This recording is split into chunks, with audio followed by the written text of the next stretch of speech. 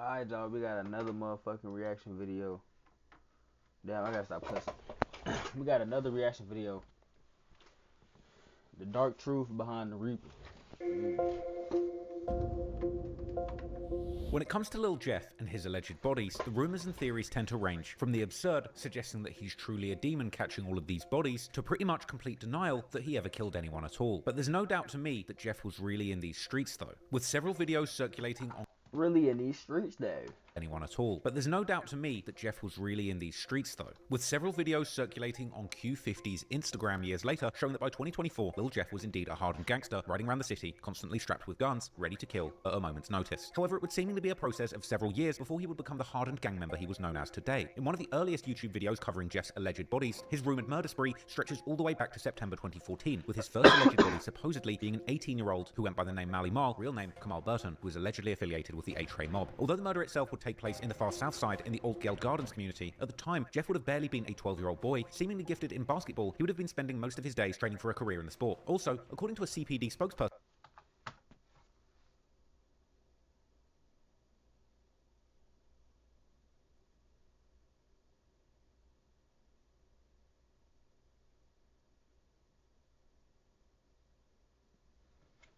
What the fuck? Buddy ass was on the court and in the field. seemingly gifted in basketball, he would have been spending most of his days training for a career in the sport. Also, according to a CPD spokesperson, Mal was approached by two men who then opened fire. The idea of a scrawny 12-year-old Jeff being mistaken for a grown man in this case sounding pretty unlikely. But for further context, even Jeff's own brother Boogie would have still only been 16 years old at the time of Mal's murder, albeit he would arguably always look older than his age. In more time, we'll likely learn much more about Jeff and his younger years as things come out, but when it comes to his deeds in the streets, it's likely much more sensible to take his own account of his childhood seriously. As he would recount in his DJU interview, Jeff would allegedly truly get in the streets quite late in his life, around 2020, this being his last year in high school and graduation. So around what age did you jump off the porch and start hanging out in the streets? I'm saying when I came outside for real, I was like 18 type. Okay. I just turned like 18. However, this certainly doesn't mean that Jeff's childhood was normal by any of broader society standards, as Jeff would also open up to DJU, saying that his father was not in his life growing up, as he too, quote-unquote, stood on business. This perhaps being a reference to Jeffrey Harris Sr.'s alleged time in the streets with the 068 C Block. Let's say back then he went around. So it was acting weird as shit. It was bogus. It was cool. They be doing what they do. So how did that affect you back then though? Not having pops around. OG stood on business, so that shit didn't matter for real. But moreover, as we know now, Jeff's big brother, Jay Boogie, had clearly been in the streets since at least the early 2010s, which would seemingly affect Jeff's Damn, this look like that's where they shot the Shy at, my nigga. Like, I remember that house on Fun and Girl. life and his experiences growing up significantly. And I'm doing that.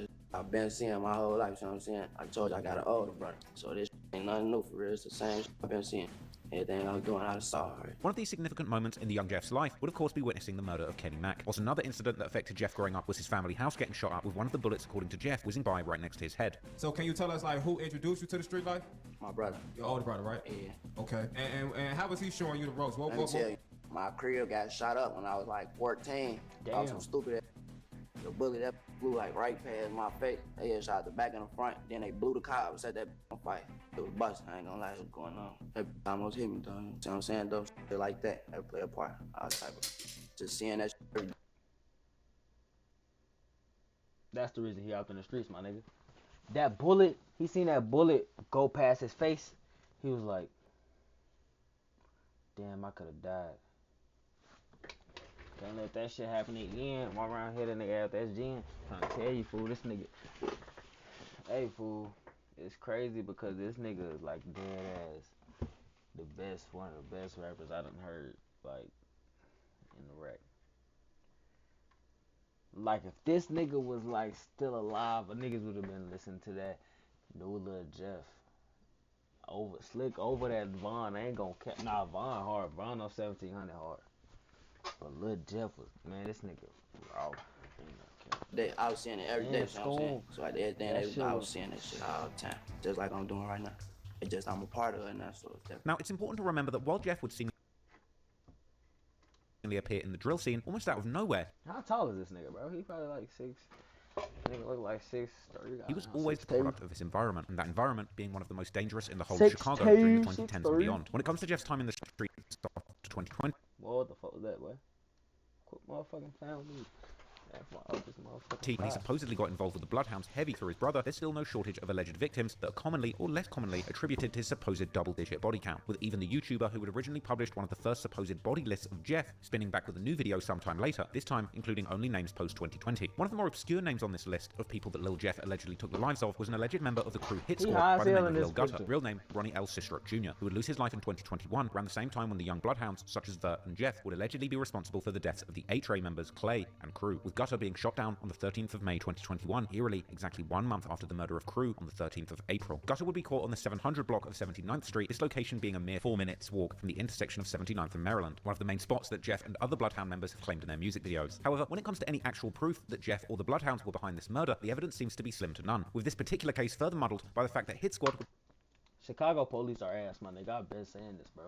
Chicago dead ass gotta have some of the worst police for have another, much more known member called Gutter 2, who would unfortunately also end up losing his life, in this case in 2015, allegedly by the Bloodhound-affiliated set MTV 079, whose members have commonly dissed this Gutter over the years too. Another less commonly heard name in this YouTuber's list is an alleged member of the Evans mob called Black, real name Roger Lewis, who was a 33-year-old OG of his block, shot dead in a drive-by whilst driving in March 2022. The only problem with this theory is that Black's alleged killer was in fact charged already the following month, in April 2022, and is now serving his sentence for the murder. Also in 2022, Jeff would end up losing someone seemingly very close to him, a man named Jamarian Loston, better known in the streets as J-Mo, who was allegedly part of the 06679 Alliance. There are some rumors that claim that it was this murder that motivated Jeff to catch his first body as revenge, this victim getting allegedly caught outside of a corner store or gas station, as Jeff and other Bloodhounds have implied in several songs. Later on, there would also be some rumors surfacing online that Jeff was supposedly even carrying out contract killings all the way in Milwaukee, with one Chiracologist dropping a picture in the comments of Jeff hanging out with some alleged local gang members from Milwaukee, with this picture being from a music video of the rappers Ghost, 53206, Super Throwed Fay Fay, and K-Rax, called Plenty Missed Calls, released in July 2023. This outfit actually being the very same one that Jeff is wearing in his music video for the song N-Words B12, released on March 2023. In fact, even now, K-Rax still seemingly has Jeff as his profile picture on Instagram, which he likely changed following Jeff's death. Jeff and the other Bloodhounds would also later make several references to doing contract killings and to Milwaukee, with JB Bin Laden rapping in the song Run But Can't Hide that also features Lil Jeff, how the Bloodhounds have blood for hire, meaning that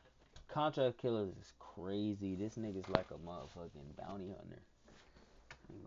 They're selling hits too, whilst Jeff himself would also rap in the song LA Freestyle how someone tripped and got killed, and how he's in Milwaukee like the NBA team, the Milwaukee Bucks. Q52 would claim in the leaked song BH4L how people know that he has bodies from state to state and that he's clapping people in Milwaukee for money. However, while some people on Reddit swear that this is a fact, there seems to be very little actual this nigga ain't say that, and that he's clapping people in Milwaukee for money. However, niggas know it. But while some people on Reddit swear that this is a fact, there seems to be very little actual proof to back up these claims, and it appears that when it comes to the more plausible rumors, these will begin not long after the death of Z-Money in March 2023, with one of the first alleged victims of Jeff following Z-Money's murder being a young man called Lil Pooh, real name Pierre Boozer Jr., who hailed from Jeff's old stomping grounds, being allegedly part of the Flipside set who repped the 93rd Street. However, Pooh was seemingly well affiliated in the East Side, with his brother allegedly being part of the 95 mob located in the Princeton Park neighborhood, while Pooh was also, according to some, allegedly affiliated with none other than Trap City, with him even having 067 in his Instagram profile name. However, there's very little to be shown about his affiliations on his social media. To the contrary, there's more to be shown about Pooh's connection with the Bloodhounds, although the reason behind these connections could be either affiliation or rivalry. Whatever the case, at the time of his death, Pooh was seemingly living far away from Flipside, Trap City, or Drill City, all the way outside of the borders of Chicago on the 1800 block of 223rd Street in the community of Sauk Village. There, on the 9th of April 2023, a few weeks after the death of Z-Money, police would respond to reports of shots fired and find an unresponsive Pooh laying on the front lawn of his home with multiple gunshot wounds, and his death would soon be ruled a homicide. Unfortunately, it seems that from the beginning, the police had very little to go on to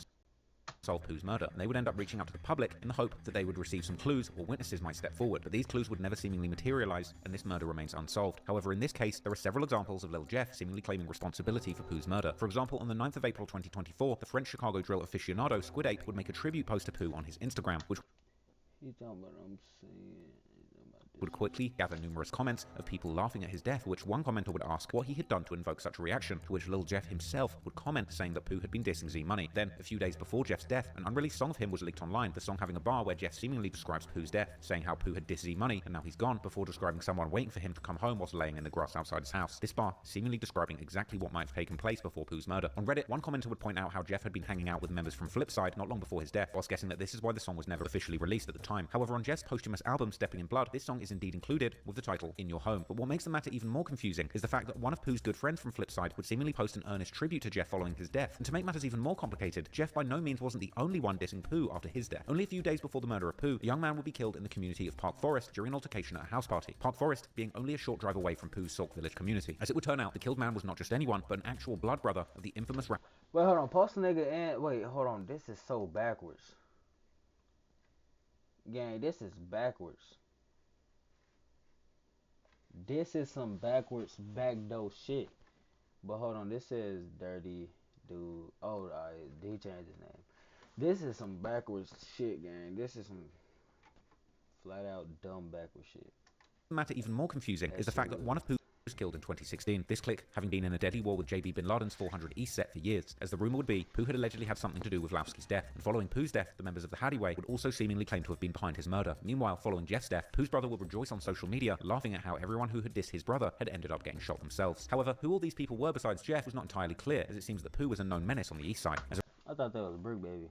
The fuck? What the hell? A rapper affiliated with the Mix Mob set called Lou Glocks would say in his tribute to Pooh. This being yet another example that Pooh seemingly had both many affiliations, but also many enemies on the East Side. But then, coming into the summer of 2023, Jeff would allegedly catch someone that almost no one would deny being his likely victim. As mentioned earlier, the murder of Z Money would allegedly break down the decade-plus-long affiliations between Trap City or Chris World and Drill City, with Jeff and his Bloodhound friends from that point onwards seemingly being consumed by their urge for a get-back for Z Money. In the song 333, which would seemingly first leak or be unofficially put out by Jeff's team some weeks before his death, the track would officially be released on the 14th of July with a music video that was filmed while Jeff was still alive. In the song, Jeff raps a bar about the Bloodhounds shooting so much on the Road to Avenue that their ops had to shut their trap down. This bar likely referring particularly to the Road to Avenue roughly between the 66th and 68th Streets, which is one of the main areas of Trap City or Chris World. Indeed, looking at sources like Chicago Spot News, who follow the CPD's police radio traffic, there will be numerous times that gunshots will be reported around that area during the summer and fall of 2023. In fact, in his February 2024 song called Striker, Jeff even specifically implies that they are the reason why Trap City's hood is so often on Spot News. However, the alleged get back to Z Money would surprisingly take place far away from the hood of Trap City. On the 25th of June, at around 8:55 p.m, Trap City member called Leal, real name Jaleel Goins, will be sitting in a parked rideshare car in the Little Italy neighborhood near the University of Illinois.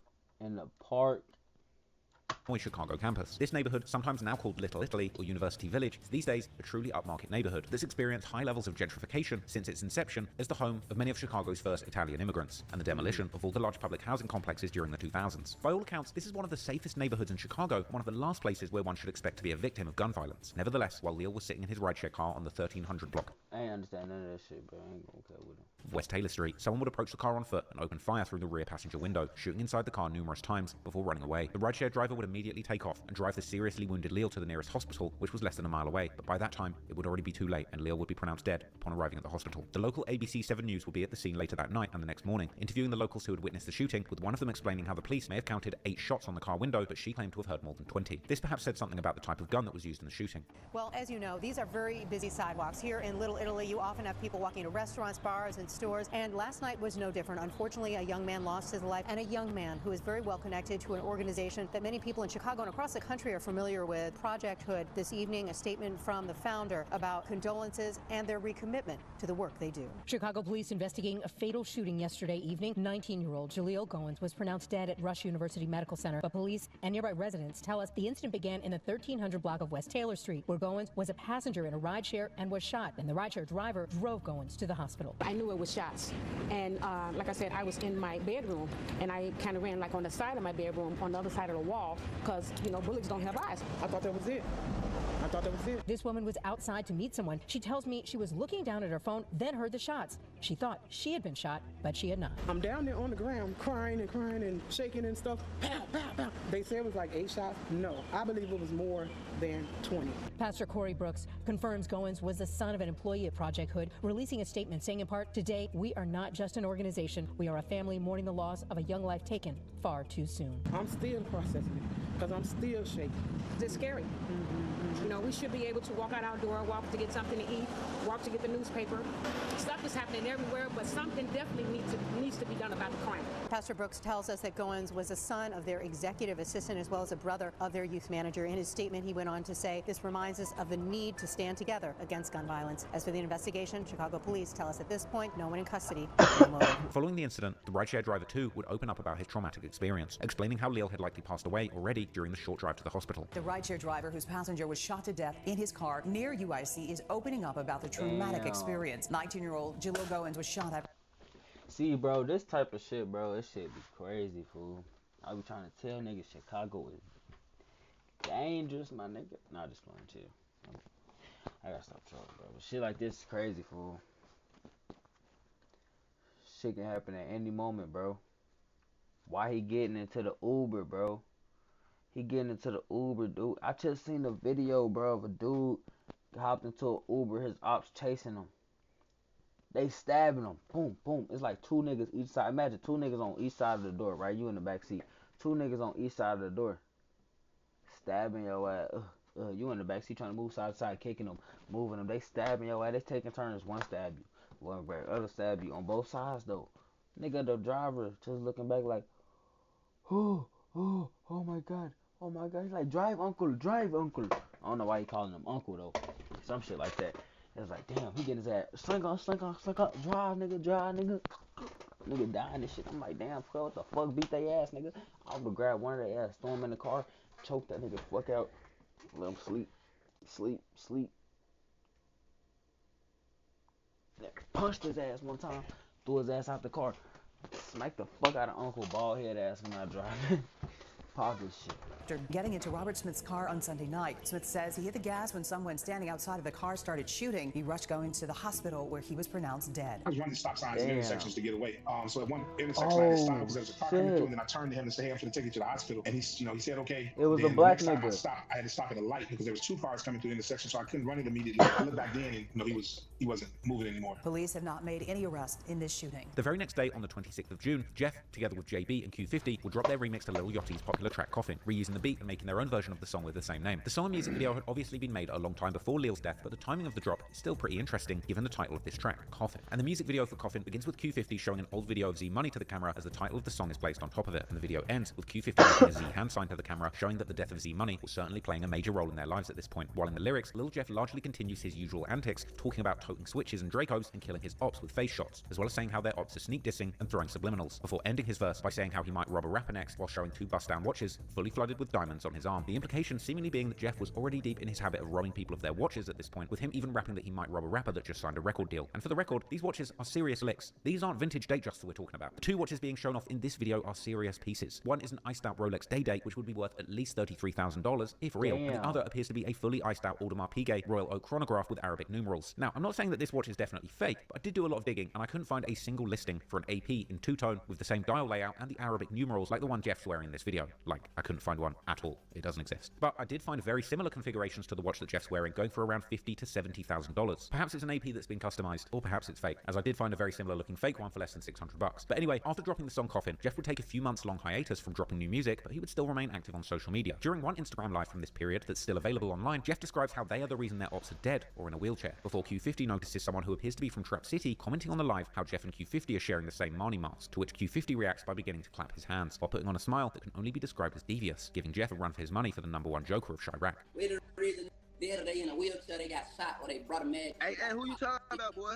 Hey. We was just talking on the phone, we was just cool, so who the fuck you talking about? The martial arts. They said we sharing a Marnie mask. So first grade we just had a mask that we, that's a hat. What the fuck is that? That's a hat. That's just like this.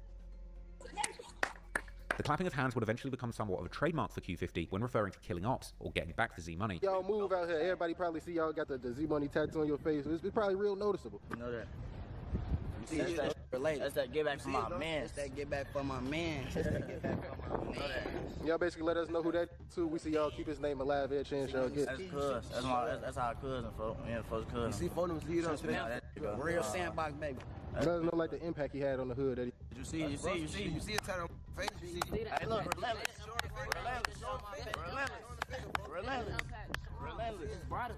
That's like that. Look. The same not crying about, you know.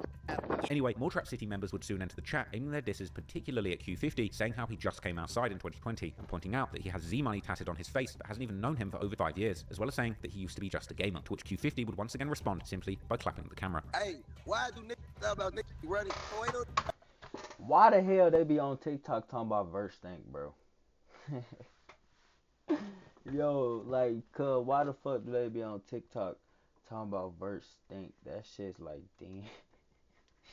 Damn, cuz. I just seen the picture. I just seen the video. I just seen this nigga in the video with a beater. But I ain't got a scum in no videos, bro. Hey, look though, folks. They always arguing with some ops. Hey, hold on. Even if folks came outside yesterday, guess what? But I can't see no. A lot of they ain't even gonna bounce. Alright, the comments, they said Quill just came outside, got that man on my dead grandma, El Drew. Come on now. On first grade, I been just, no. Hey, El, don't just start doing the ride horses in the hood. This back and forth would only intensify, with Vert now addressing Trap City explicitly, while Q50 would reminisce about the times that he allegedly made Trap City members run, before the discussion would eventually turn to Lil, with Jeff saying how he can't even smoke with you if you don't smoke Lil. I wasn't even talking about them because they had some goofy to me now, because I wasn't even talking about them. I ain't even said that about 67. They had straight peons for me. They did it themselves. I wasn't even talking about them. They came trying to come in my life and be funny. Yeah, folks just throw out horses. Why you talking about some this, that? You know all that. I see where it is. What it is, what is that? 80 of them want to be so cool with 67, and that's what it is. I see that. Come on, man. They say I woke up, started spinning. That's like you know what I'm saying? That's a compliment. Hey, Els, on my dead grandmother grave, please go down to your block right now and I'll finish show you just like I did. No. Yeah. So, folks, can we get half that list last today? Off that Leo? You don't want to smoke Leo, I ain't trying to match. You ain't smoking my eyes, I can't smoke your eyes. Then, after taking almost half a year break from dropping new music, Jeff would come out with a new song and music video together with Vert in late December 2023. This shit is outrageous. He talking about if you ain't smoking my ops, I ain't smoking your ops. Today? Off that Leo? You don't want to smoke Leo, I ain't trying to match. You ain't smoking my eyes, I can't smoke your eyes. Then, after taking almost half a year, reference to somebody being wrong, Jeff ends his verse by rapping how he caught one of his ops in a bowl, this more specifically meaning a fishbowl, which is a reference to somebody being caught in a car with windows that are not tinted, making them an easy target, with this obviously seeming like a clear reference to the fact that Lil was caught in a parked rideshare car. Jeff would later make the same fishbowl reference during one of his IG lives, saying how he's trying to catch a shark in a shark tank. I caught it in a fishbowl, trying to see if you would catch a big shark in a fish tank. And a few months later, in March 2024, the Trap City and Lil dissing would continue as Jeff and Vert released a song and music video titled FTO, an abbreviation for F the Ops. And on the song, Vert first raps how his old friends have... I bet that Uber driver wants to go get tents, bro. I know that Uber driver wants to go get tents right after this, bro. Y'all can't tell me he didn't, bro.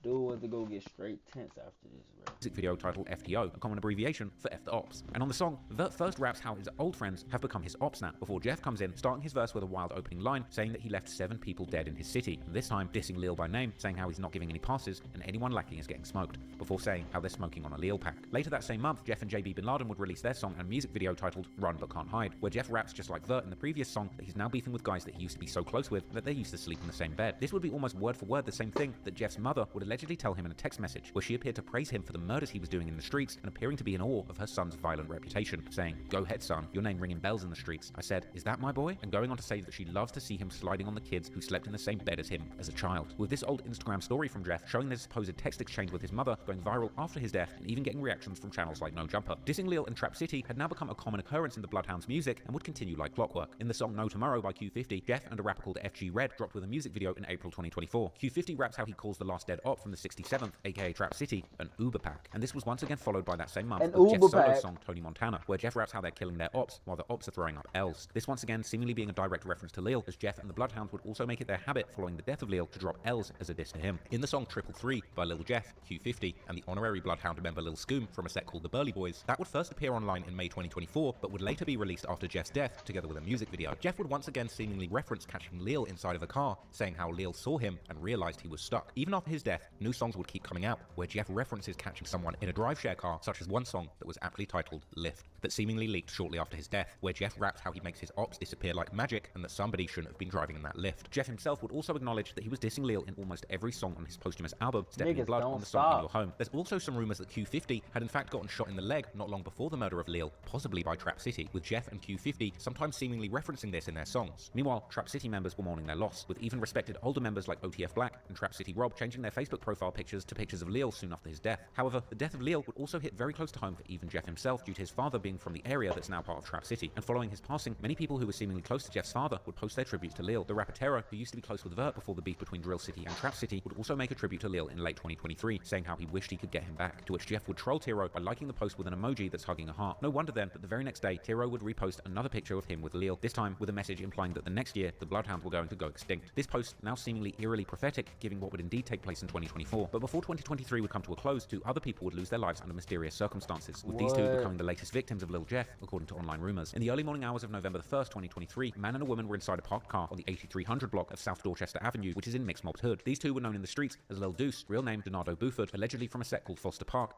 Donardo, which is in Mixed Mob's Hood. These 2 were known in the streets as Lil Deuce, real name Donardo Buford, allegedly from a set called Foster Park, located in the Auburn Gresham neighborhood, located in the far south side. And he was with an infamous female gangster known as D-Money, real name Desiree McGee, who was allegedly affiliated with numerous sets, including the infamous Woodlawn sets like STL EBT, Jaro City, and Taekwon World, as well as the E-Block man.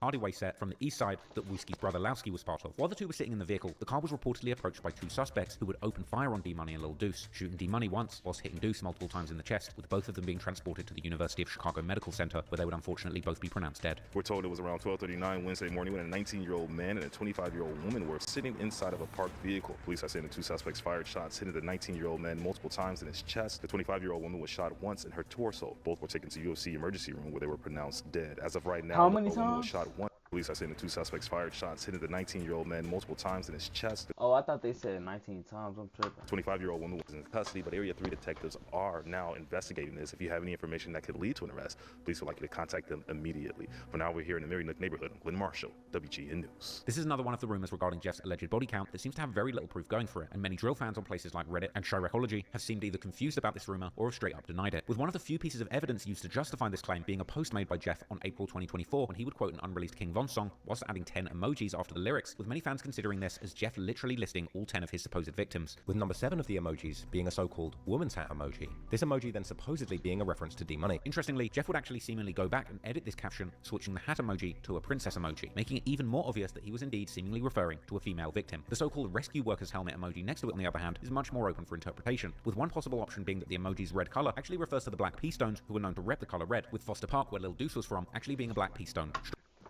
A firefighter did get ran down or that might be somewhere else.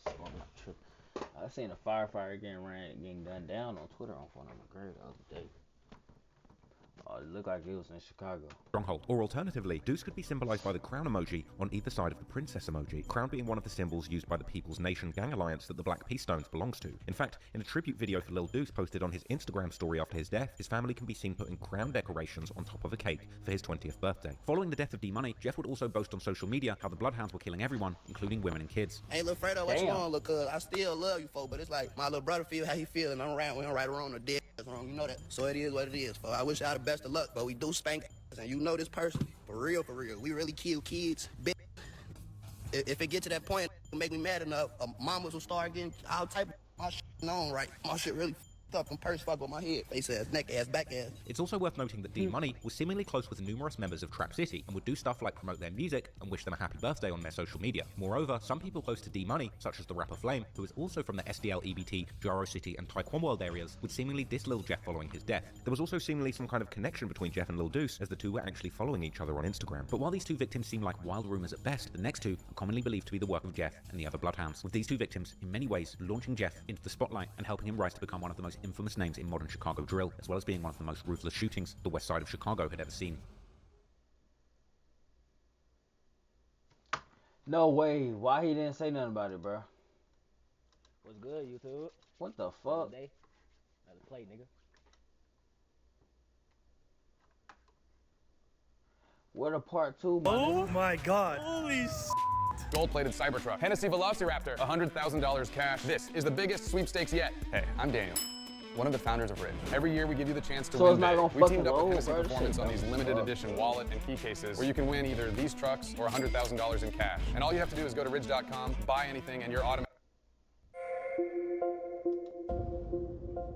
When it comes... What did I just watch?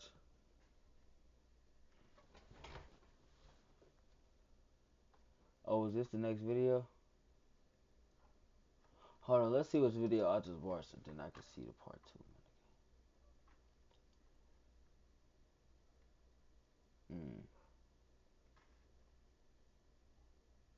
This nigga got a part 2, part 3, and a part 4, and a part 6. Then he got a toss gang. This nigga's a menace.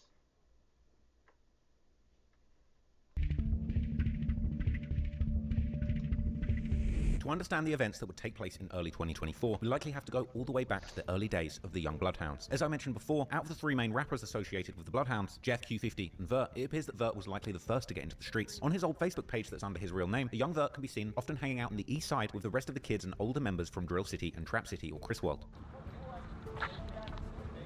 How long? No, I asked him something. No head. Yeah. No head. Huh? Okay.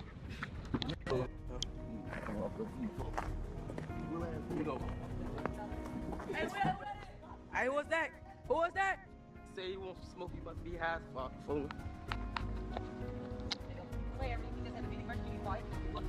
Everybody good over here? Everybody good over here? Oh, he's on his birthday. Fuck that. He told me I ain't going. Check it out. Hold on.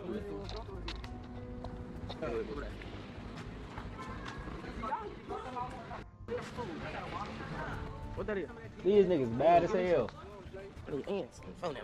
But Vert had also made friends from outside his close neighborhood, with at least one of these friends being all the way out in the west side of Chicago, more specifically a hood known as The Jungle, which is located in the near west side neighborhood close to the United Center, which is home to both the Chicago Bulls NBA team and the Chicago Blackhawks NHL team. The relationship between Vert and his friend from Jungle would continue into their adult years, with Vert seemingly taking trips with the members from Jungle as recently as 2021. There's also a vlog from 2022 by YouTuber J Global Visuals, where Vert can be seen hanging out in the Jungle's hood with them. Real stuff, man. Jungle life, man. We was never known to go. Never, ever.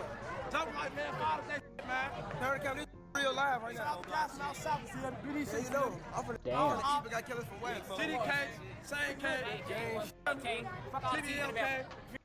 Now I don't know what all this shit that they doing up, or what they talking about, so we just gonna skip. Rob Jeff for some watches with BKN then, according to BKN, also known as Nitty Block, named after a Jungle member called Frank Nitty, or Sosa Nitty, real name Frank Looney Jr., who was killed in 2019. It appears that eventually Jeff too would get close with the Jungle and BKN, with some videos still existing online showing him hanging out with them on their block. Unfortunately, as the rumor goes, the relationship between the Bloodhounds and BKN or Jungle would eventually go sour after members of the BKN would allegedly turn on them and rob Jeff for some watches, with BKN then, according to Chiracologists, hopping on Instagram Live to gleefully show their alleged $50,000 bounty and the 2 guns that were used to take them.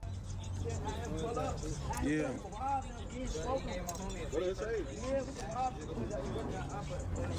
They coming like, look, tell the op. We talking about you took the show for him. We got like 50K down. That fake AP they got. I just turned off car. In the video, they showed off 2 stolen watches and an iced out chain. And funnily enough, one of the watches was seemingly one of those fake iced out watches designed to look like an iced out. Hey, yeah, that bit fake. Gamefly is the best way to try. But damn, these niggas. Buy it. AP watch, like the one from the Coffin video, with Redditors seemingly noticing that one of these watches was almost certainly an imitation AP, which was in fact an AP tribute by fashion watch company GLD, which currently retails for less than $700. And this is something that the thieves would actually point out in their video, ironically mocking the target of their robbery for having a fake AP. Stop wearing that, stop wearing that fake. Tell her I'll start wearing that fake. Fake AP they got down there, y'all ain't fake.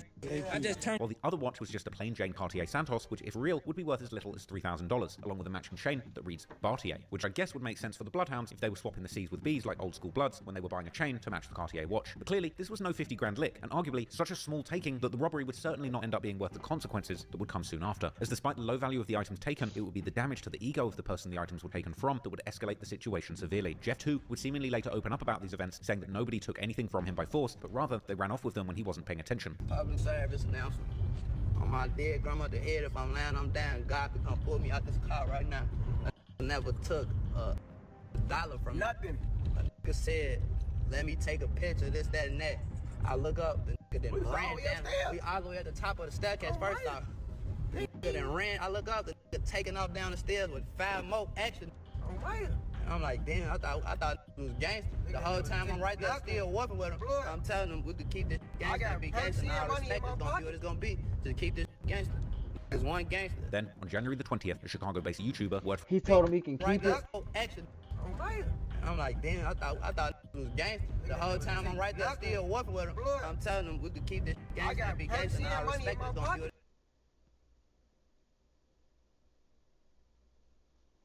He said, be gangster and I respect it. It's gonna be what it's gonna be. Just keep that shit gangster. So don't say nothing. Oh damn, nigga, so don't just say nothing type shit. What it's gonna be to keep this gangster.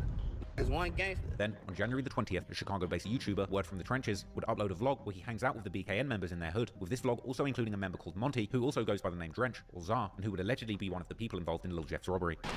Who that?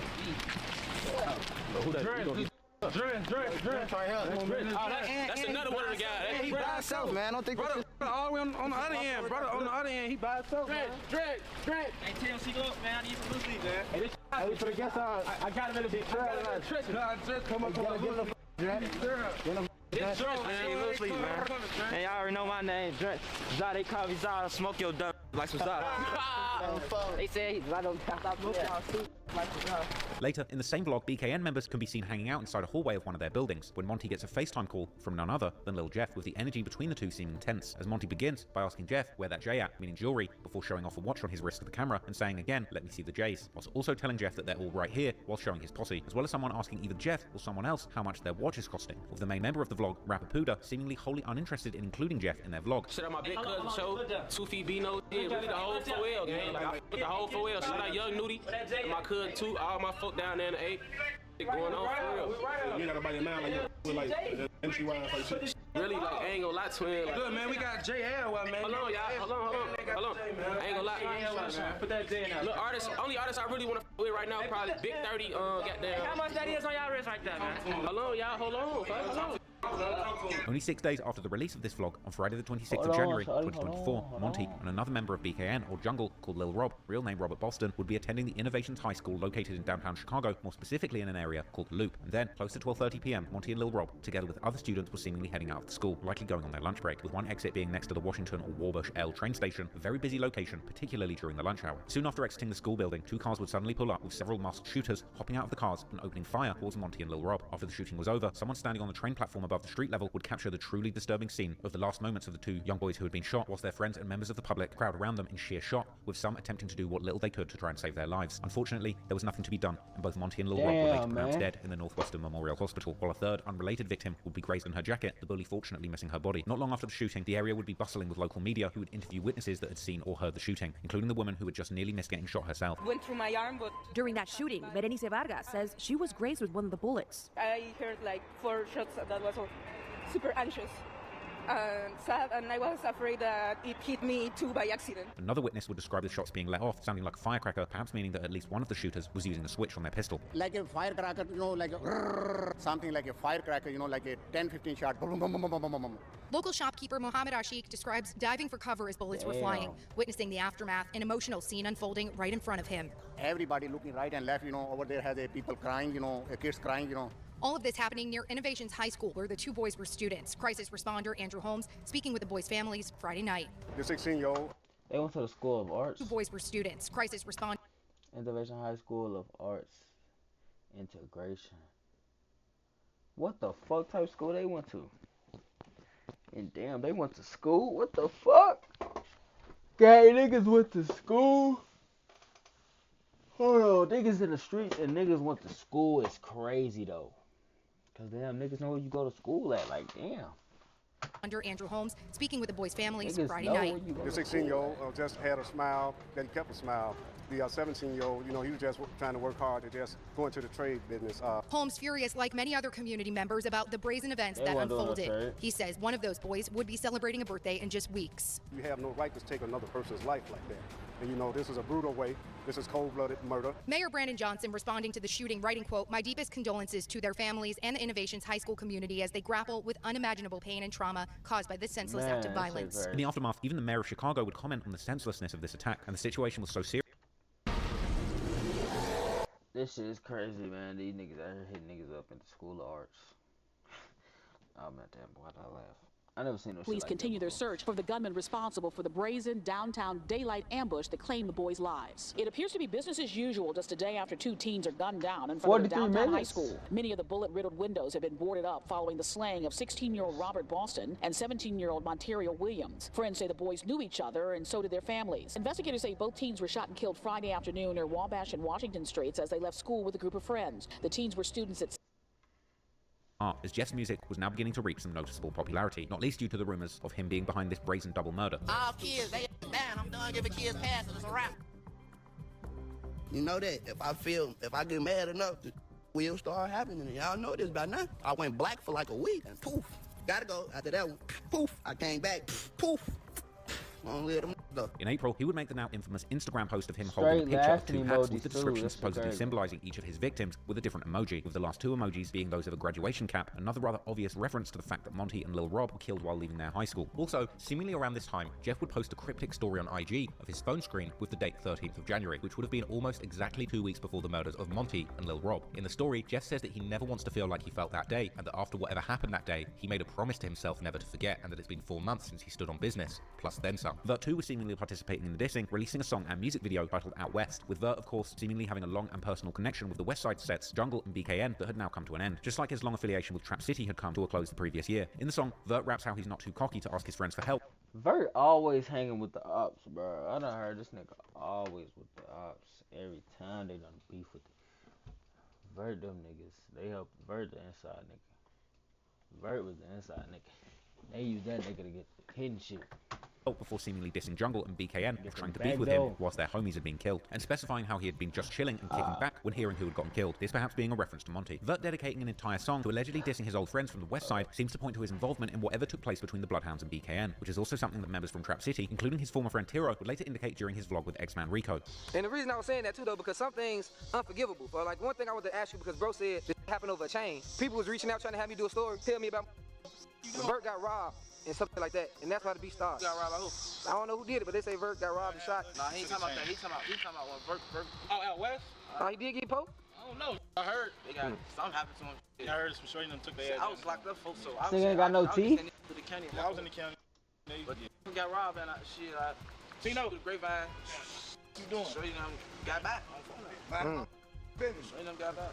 For sure. In between the dissing, Jeff was also increasingly boasting about his other favourite hobby together with Q50. This hobby, of course, being allegedly robbing people for their jewellery, particularly watches. With this boasting almost seemingly also getting mixed in with slick disses towards BKN. Jeff and Q50 would even proudly show their bounties during Instagram lives, even showing pictures of their alleged victim, a man called 6300 Bredo, and their bloody hands wearing the stolen watches.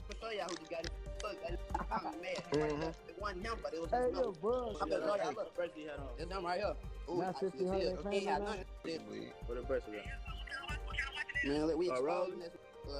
Show that dick. We got an AP already, Stone. I'm having my way in Chicago, Illinois. Now we got another road. Hey man, get the people that shit back. Like they taking that shit. Trying to kick it down Atlanta Green. That's it. $10 that cost him his whole hustle career. Everything he worked hard for. It cost lost all. Hey, look, y'all.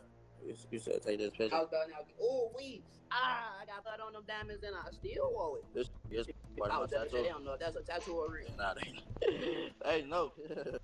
The bloodhounds come like they don't even want to exist in the right. You like the wheels. No, I don't know other but the guy. This alleged watch incident with Bredo would allegedly even lead to something way more serious, as not long after, a member called Slide from his TMC set would allegedly get shot in the head, his exact condition after this alleged shooting remaining a mystery, while Jeff and Q50 would once again hop on social media to mercilessly troll their ops, even saying that Jeff's 11th body was now pending. On my dead grandmother's head, it's somewhere on the deathbed, down, if not dead, down, this phone got hit in the brain. Got hurt. He can't even talk to y'all. He can't even tell you how he feel right now. He don't even know. He's supposed to be 11 right now, but I'm pretending. In one ominous live, Jeff would also say how they weren't expecting him to make it to 2024, but that he's made it with a new watch on his wrist, before once again saying how he's up 10 bodies. They say I wasn't supposed to make it to New Year's. I done made it to a new year with a new watch. These hate me. I done made it to a new year with an AP. I love the new year. I'm so happy I made it. I done made it, yeah. Let me make it now. I'm icy. They can't take it. I'm up 10. I need some more. Play that real quick. In this same live, Jeff would also tell how he's taking his fans to killing school, but all the applicants need to have at least 2 bodies under their belts, mentioning how he's putting this limit in place as a tradition, which seems to be yet another reference to Monty and Lil Rob, as well as referring to the infamous King Von lyric where he says that you're not a true killer unless you've got 2 bodies. I'm taking this to killing school. Class start next week. You gotta at least have 2 bodies though. For I ain't coming with no. You ain't got shit. I can't work with no beginners, folks. You gotta at least have 2. I'm gonna give y'all 2 minimum. I'm gonna start at 2 minimum, cause y'all know I'm gonna start at 2 minimum. Now I'm just doing it for a tradition. I'm starting at 2 minimum, man. 2, you gotta have a minimum of 2. No, anything, you gotta have 2. You gotta have a minimum of 2 of them to come to school. You just gonna sit your dumb ass in this seat, and whatever I say, do it. If you do anything scary, I'm smoking yo. Nah, I'm just playing. I'm gonna have to though, cause now like I just thought you was ready and you laughed. Now I gotta kill you and throw you over there in the lake.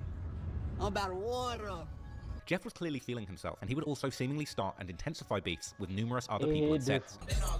800, a snake, OTV, a whole low end. Nah. In Drill City's hood, as he and 2 other men were approached by 4 suspects who would open fire, injuring the 2 other men whilst killing Ty. Who, what, when, where, nigga, what?